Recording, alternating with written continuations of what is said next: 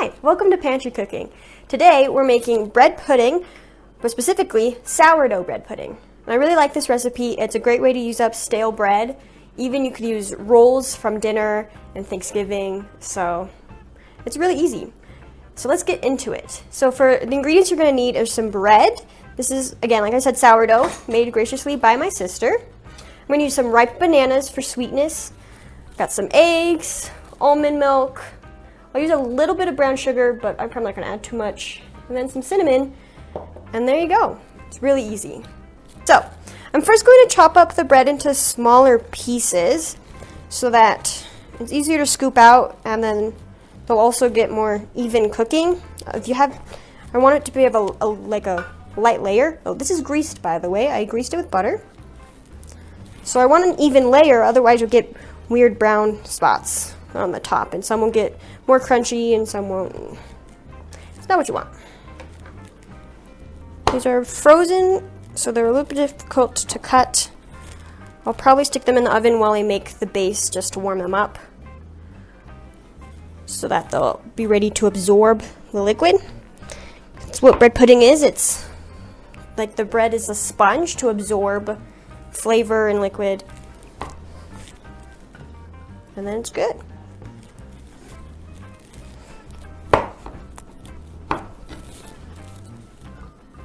However, because they're frozen, I don't think it's crumbing as much as it would have if it was dry, so maybe that's a hack.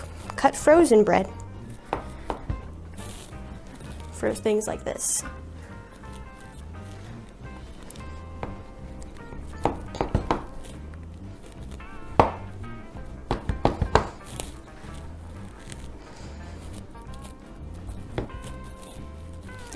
Last one. Okay. See, that's more of an even layer. Now I'm just going to stick it in the oven to warm up. If your bread is not frozen, you don't have to do this.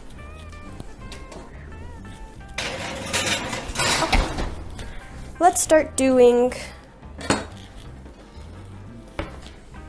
the filling.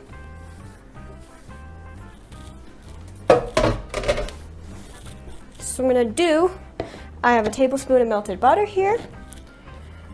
I'm going to crack in the eggs. This is kind of like a dump and bake kind of deal. You really don't have to do too much work.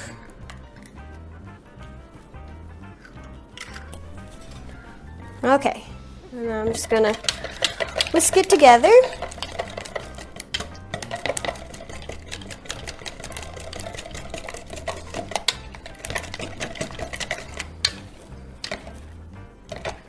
Alrighty, and I'm going to add the banana. And they're very ripe, which means they'll be very sweet and also easy to mush up and get into the liquid.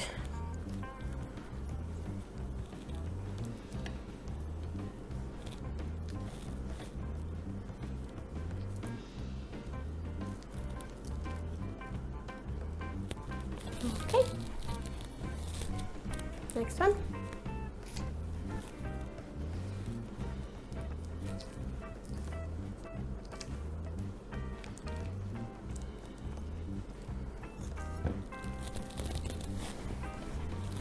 Alright, now we just mush it up.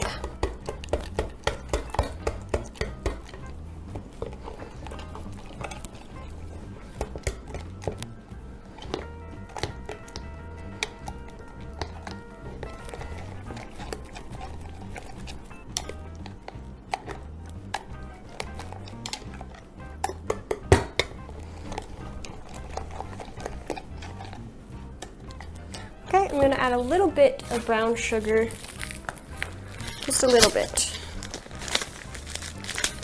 because the bananas will add sweetness. If you really don't want to add any added sugar, it should be fairly sweet itself, but I wanted a bit of a maple flavor, and I know brown sugar can give me some of that molasses, so I'm only going to do half of a quarter cup. Put this out of the way.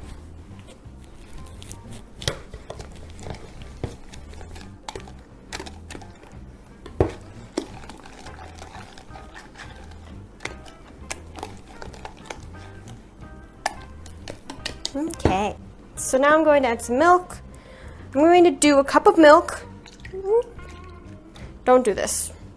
Whatever you do, don't do what I'm doing right now. It's a mess.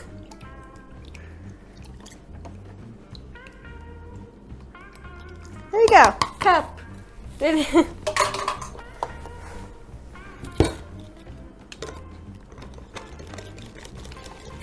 Okay, let me clean up and bring the bread back, and we'll get to the final touches. Okay, now that I've cleaned up and got some things situated, I forgot to add the cinnamon. So let's add the cinnamon. I don't have a teaspoon at the moment, so I'm going to add about a teaspoon, but I'll just do as much so that I can see it. Let's do that. Cinnamon.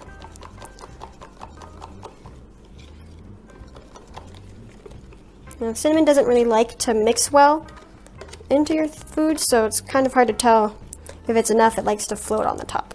I could have put it on the top of the thing if I baked it, but like before I baked it, but that's okay.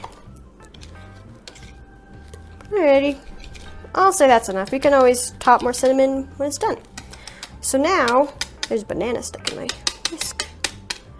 So now you just pour it over, and all of these bread pieces will suck up some of the liquid, hopefully, and it'll be a delicious sweet meal.